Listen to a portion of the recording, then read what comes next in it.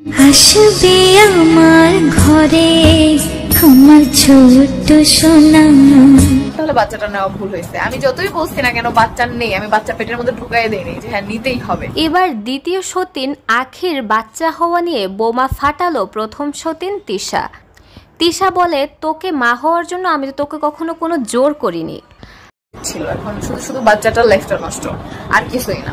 আমার মনে হয়েছিল একটা মেয়ে হিসেবে তোরও মা হওয়ার অধিকার আছে। আমি পারলে তুই কেন হবি না? তুই যাতে কখনো বঞ্চিত না হোস এজন্যই আমি তোকে বলেছিলাম বাচ্চা নেওয়ার কথা। তুই যদি কখনো সতীনের সংসার করতেই পারবি না তাহলে তুই বাচ্চা নিয়েছিলি কেন? মানতে পারবে না সেটা আগে বোঝা উচিত ছিল, বা মানুষ 2 বছর দেখে যে বাচ্চা না নিয়ে আমি 2 বছর সংসার করে দেখি আমি কি আদৌ সতীনের সম্পর্কটা মানতে পারবো। এমনটাই দাবি আখির প্রথম সতীনের। তিনি বলেন, আখি এরকম অনেকবারই বাসা থেকে বের হয়ে যাওয়ার নাটক করত। তখন আমি ওকে মানা করেছিলাম বাচ্চা হয়ে গেলে কিন্তু এগুলো করতে পারবি না, কিন্তু সে ঘুরে ফিরে এখন একই কাজ করলো। এই বাচ্চাটা এখন আমাদের জন্য একটা বোঝা, কারণ আখি মনে করে ছেলের মা হয়েছে দেখে সে অনেক কিছু হয়ে গেছে, তার সকল দোষই মাফ করে দেওয়া হবে।